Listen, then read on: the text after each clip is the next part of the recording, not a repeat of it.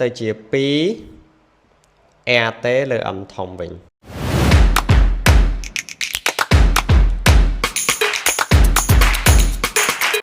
គ្រប់ជំរាបសួរប្រិយមិត្តអ្នកសិក្សារូបវិទ្យាទាំងអស់គ្នាជាទីរាប់អានវីដេអូថ្ងៃនេះគឺខ្ញុំនឹងធ្វើការចែករំលែកពាក់ព័ន្ធទៅនឹងល្បឿននៅក្នុងមេរៀនទ្រឹស្ដីស៊ីបន្តិចនៃអូស្មန်តោះអញ្ចឹងយើងទៅមើលក្រាបរបស់យើងទាំងអស់គ្នាអញ្ចឹងអាខាងក្រោមនេះគឺជាអនុគមរបាយ Maxwell Boltzmann អញ្ចឹងអនុគមរបាយ Maxwell Boltzmann ហ្នឹងគឺគេអាចយកវាទៅស្រាយបញ្ជាក់រកល្បឿនទាំង3ក្នុងមេរៀនទ្រឹស្ដីស៊ីបន្តិចនៃអូស្មန်ហ្នឹងអញ្ចឹងល្បឿនរបស់យើងវាមានលំដាប់របស់វាមួយអាធំជាងគេគឺយើងមើលអាដេករបស់យើងគឺអាល្បឿនអញ្ចឹងអាល្បឿនដែលធំជាងគេគឺល្បឿនប្រសិទ្ធ VMS ណាមានអ្នកខ្លះអាចស្គាល់ VMS ហើយបន្ទាប់មកទៀតគឺល្បឿនមធ្យមបាទល្បឿនមធ្យមមានអ្នកស្គាល់ដែរតែអា VMP នេះអត់សូវមានអ្នកស្គាល់ទេនេះ VMP ហ្នឹងមកពីពាក្យ most probable speed បាទក្នុងសភៅក្រសួងសភៅសម្រាប់គ្រូណាគេបកប្រែថាល្បឿនដែលអាចកើតមានឡើងនៃ molecule បាទល្បឿនដែលអាចកើតមានឡើងនៃ molecule អា VMP ហ្នឹងចំពោះអា DV នេះ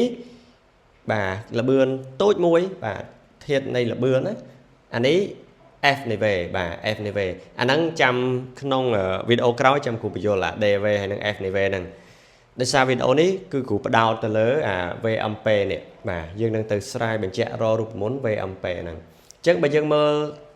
អនុគម F នៃ V នេះអា VMP ហ្នឹងវាខ្ពស់ជាងគេបាទតែបើថាល្បឿនរបស់វាតូចជាងគេមែនតែអនុគមហ្នឹងវាខ្ពស់ជាងគេបាទអញ្ចឹងដើម្បីយើងរក VMP ហ្នឹងគឺយើងត្រូវ derivative បាទ derivative F នៃ V សិនបន្ទាប់ពី derivative ហើយឲ្យ derivative ស្មើ0ឲ្យ derivative ស្មើ0ដោះស្រាយបានអា VMP ហ្នឹងហើយដោយសារតែអនុគមរបស់យើងនេះវាច្រើនអញ្ចឹងយើងធ្វើការតាំងទើបយើងងាយស្រួលក្នុងការដោះស្រាយអញ្ចឹងអាហ្នឹងគេហៅថាអនុគមរបាយ Maxwell បាទមកពីពាក្យ Maxwell distribution បាទ function តោះអញ្ចឹងយើងធ្វើការតាំងបាទយើងធ្វើការតាំងវាសិនអញ្ចឹងអាមកកណាត់ខាងមុខនេះគូតាំងវាដោយសេអងបាទអញ្ចឹងយើងធ្វើការតាំងទៅដើម្បីឲ្យវាមើលទៅតិចកុំឲ្យស្អេកស្កះអញ្ចឹងពេកតាំងសេអងស្មើនឹងបាទអាខាងមុខនេះ4ផៃបាទ4ផៃ M0 លើ2ផៃ KBT ស្វ័យគុណ3លើ2តបមកទៀតគូតាំងអា V ក្រេនេះសំទោសអាតាំងអា M0 លើនេះ V អាតាំងឯ V បាទអញ្ចឹងគូតាំងshader តាំង shader ដោយ M0 បាទនៅលើ 2KBT តមកទៀតយើងជំនួសចូល F នៃ V យើងជំនួសឲ្យយើងតាំងហើយហ្នឹងអញ្ចឹងនាំមកយើងបាន F បាទនៃ V ស្មើនឹងអាខាងមុខនេះយើងដូរដាក់ C អង C អង V ការ៉េណាគុណនឹង V ការ៉េគុណនឹងស្វ័យគុណបាទដកណាដកអីគេអានេះ shader នេះយើងតាំង M0 ឯនេះដោយ shader អញ្ចឹងដក shader គុណនឹង V ការ៉េតបពីតាំងហើយយើងធ្វើការ derivative បាទ derivative អញ្ចឹងនាំមកយើងបាន F' នៃ V គ្រូសុំទៅសេ F' នៃ V តាមកណិតចុះស្រួលបាទអាហ្នឹងគឺយើង derivative វា F' នៃ V ហ្នឹងបាទគឺយើង derivative អា F នៃ V ហ្នឹងធៀបទៅនឹង V ណាធៀបទៅនឹង V បាទអញ្ចឹងអា V របស់យើងនេះសិតតែជាអនុគមម្នាក់បាទដល់ពេលឡាក្រៅពីហ្នឹងគឺចំនួនថេរបាទសញ្ញាត V តោះអញ្ចឹងយើងមើលអញ្ចឹងអា C អងរបស់យើងនេះវាជាចំនួនថេរអញ្ចឹងគួរយកចេញមកខាងក្រៅបាទអញ្ចឹងនៅសល់អីគេនៅសល់ V ការ៉េបាទគុណនឹងស្វ័យគុណដក shader V ការ៉េព្រីមណាព្រីមបាទអញ្ចឹងអានឹងចូលរូបមន្ត OI គុណនឹង V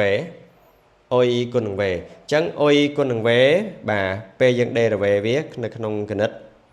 OI គុណនឹង V ព្រីម derivative មកចេញ OI ព្រីម V បូកនឹង V ព្រីម OI បាទ V ព្រីមគុណនឹង OI ណាអញ្ចឹង S ព្រីមនៃ V របស់យើងស្មើអីអូនមើល f prim này về chứ bà f prim này về small nâng bà chẳng ở c on bà oi prim chẳng oi prim vẫn cứ về kể nè prim về kể prim oi prim về về bà vẫn cứ xoay con đo sẽ đỡ về kể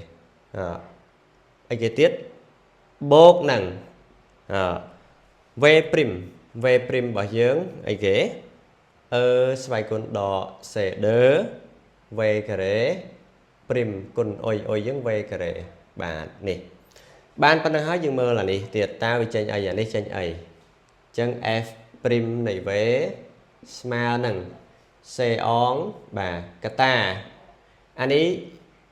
về kể bà đích x kể chứ x kể cho được một x con ấn con x con ấn đỏ mùi cho anh ấy xoay con tờ lẹ cho máu chân về bà xoay con pi đỏ muối sal mùi chân pi về con đừng xoay con đỏ sẽ đỡ về kể đấy anh ấy con oi chân rùa môn xoay con oi xoay con oi bà tranh oi prim con đừng oi mà nè oi prim oi chân oi prim ở dưới cư anh ấy đó sẽ đỡ con đừng về kể prim bà con nắng oi giống cứ đọ sẽ đỡ về kể nè bà con nắng về kể anh ấy anh đã nghiệp sân chắc chắn bà toàn ai taต่อมาទៀតយើង ปลิត វាទៀតមកអញ្ចឹង f prim នេះvềយើងស្មើនឹង c on បាទកតាអានេះ 2 về គុណ ស្វ័យគុណដក c ដឺ về ការ៉េអានេះដកនេះបាទអញ្ចឹងអានេះចំនួនថេ c ដឺនេះអញ្ចឹងអានេះចេញ 2 về ណាបាទ2 về គុណនឹង ស្វ័យគុណដក c ដឺ về ការ៉េគុណនឹង về ការ៉េបាទអាចដាក់មុខកញ្ចក់ហ្មងក៏បានដែរតោះអញ្ចឹង f prim នេះ về ស្មើនឹងអីគេទៀតបាទយើងអាចគុណ c on បញ្ចូលគុណ c on បញ្ចូលទៅយើងបាន 2 c on បាទ 2 c on គុណនឹង v គុណនឹង ស្វ័យគុណដក c ដឺ v ការ៉េណាដកអានេះយើងអាចយក 2 មកនៅមុខមក 2 c on c ដឺ v គុណនឹង v ការ៉េចេញ v គីបគុណ ស្វ័យគុណដក c ដឺ v ការ៉េយើងមើលកន្សោមអាពីរនេះអាខាងមុខនេះអាខាងក្រោយនេះមានទាំងអស់អញ្ចឹងអាចចាប់អាខាងមុខនឹងជាកតាទៅអញ្ចឹងយើងអាចទៅសេ f prim នៃ v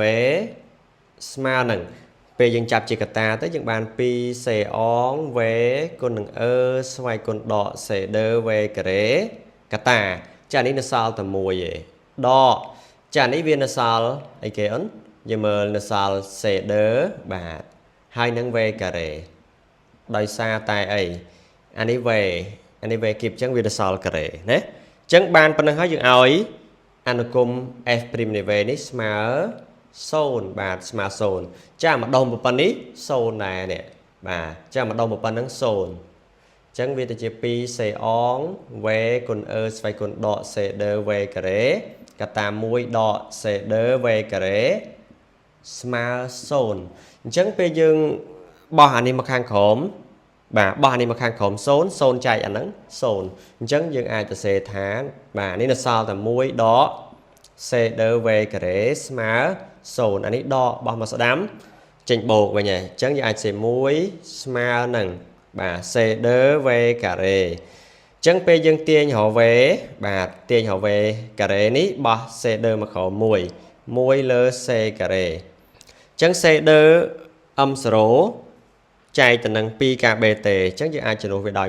1លើ m0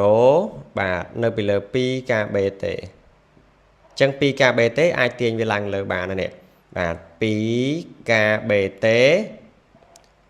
លើ m0 បាទអញ្ចឹងយើងអាចទាញទៅសេ v ហ្នឹង v ampere ហ្មងទៅបាទអញ្ចឹងដូចនេះបាទ v ampere របស់យើងស្មើនឹងបាទឬការ៉េនៃ 2kb ទេលើ m0 បាទដោយសារ m0 របស់យើងវាស្មើនឹង m ធំ នៅលើ NA អញ្ចឹងពេលដែលយើងជំនួសអានេះចូលទៅក្នុងរូបមន្តនេះ NA ឡើងទៅលើគុណការ B ចេញ R អញ្ចឹងវាទៅជា 2 RT លើ M ធំវិញណាបាទស្តៀងតែល្បឿនប្រសិទ្ធដែរទេបាទអញ្ចឹងវីដេអូថ្ងៃនេះខ្ញុំមានតែប៉ុណ្ណេះអញ្ចឹងយើងជួបគ្នានៅវីដេអូក្រោយទាំងអស់គ្នាបាយបាយ